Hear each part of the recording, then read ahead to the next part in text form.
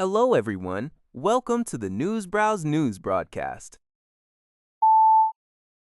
According to a report by ABAN, financial data reveals that AI pioneer OpenAI spent a massive $34 billion last year as it gears up for a potential initial public offering, IPO.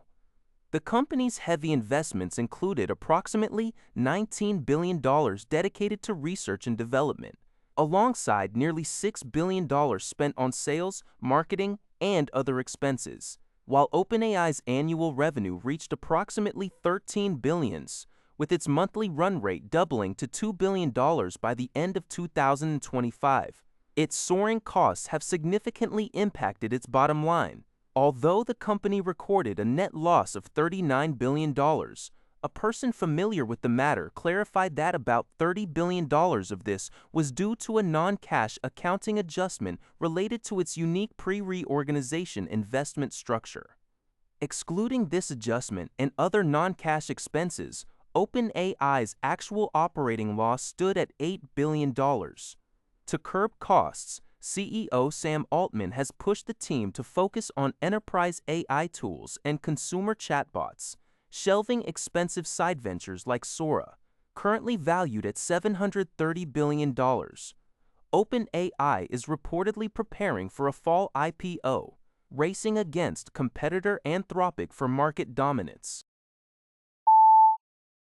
According to NBC News, the artificial intelligence startup Anthropic has released Fable 5, marking the public's first access to the company's most advanced class of AI systems.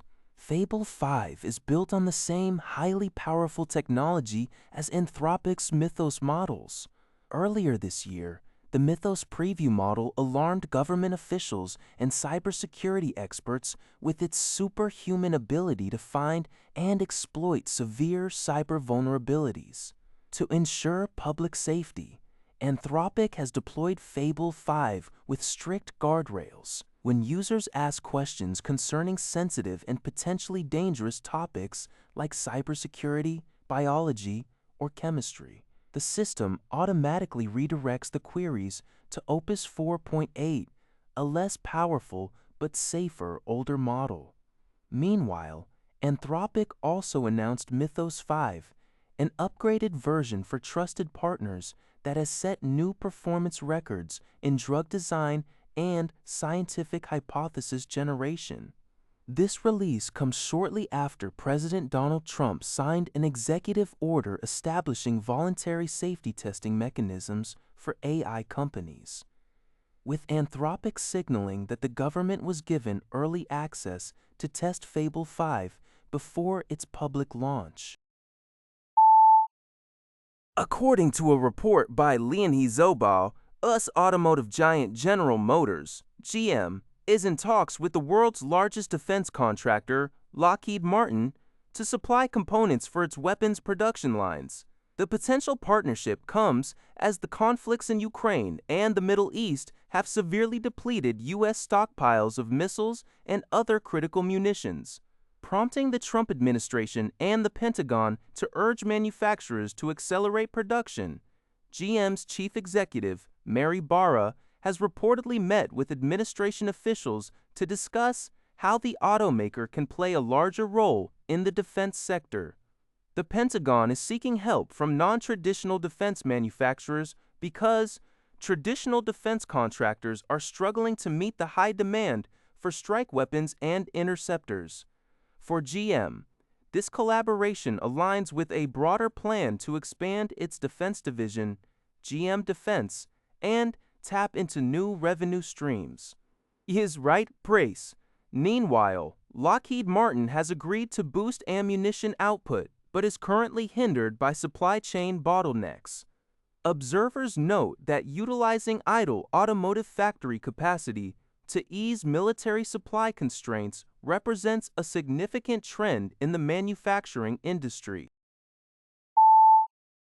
According to Al Jazeera, a United Nations-backed hybrid court in the Central African Republic, K.R. Berry, has commenced the trial in absentia of former President Francois Bozize. He faces charges of crimes against humanity, including murder, enforced disappearances, torture, and rape. Bozize, who seized power in a 2003 coup and was overthrown 10 years later, has lived in exile in Guinea-Bissau since March 2023. Guinea-Bissau does not allow extradition, preventing his physical presence in court. Meanwhile, 3 of his former high-ranking military officers are currently in pre-trial detention in the CAR, the Special Criminal Court (SCC), composed of both local and international judges, is overseeing the prosecution. In 2024, the court issued an arrest warrant for Bozize regarding atrocities committed by his presidential guard in the town of Bozize. The civil war triggered by his 2013 ouster devastated the CAR, one of the world's poorest nations. Bozize later attempted to run for office and led a rebel coalition against current President Faustin Archange Touadera before fleeing again. This trial marks a significant step in addressing decades of conflict and impunity in the country. According to CNA, Singapore's Prime Minister Lawrence Wong will visit Kazan, Russia from June 17 to June 18 to attend the ASEAN-Russia Commemorative Summit. The summit marks the 30th anniversary of the ASEAN-Russia Dialogue Partnership and the 35th anniversary of their bilateral relations. During the visit, Prime Minister Wong and other ASEAN leaders will discuss ways to advance their strategic partnership and strengthen cooperation in key sectors, including energy, connectivity, education, and culture. Russian President Vladimir Putin will host the leaders at a gala concert and dinner, alongside a plenary session and a working lunch. Putin is also expected to hold separate meetings with the leaders. Notably, Singapore remains the only ASEAN member to have imposed sanctions on Russia following its invasion of Ukraine in 2022. Prime Minister Wong will be accompanied by Minister for Foreign Affairs Vivian Balakrishnan. In his absence, Deputy Prime Minister Gan Kim-yong, who also serves as the Minister for Trade and Industry, will be the acting Prime Minister. That's all for this video. Thank you for watching. See you in the next video.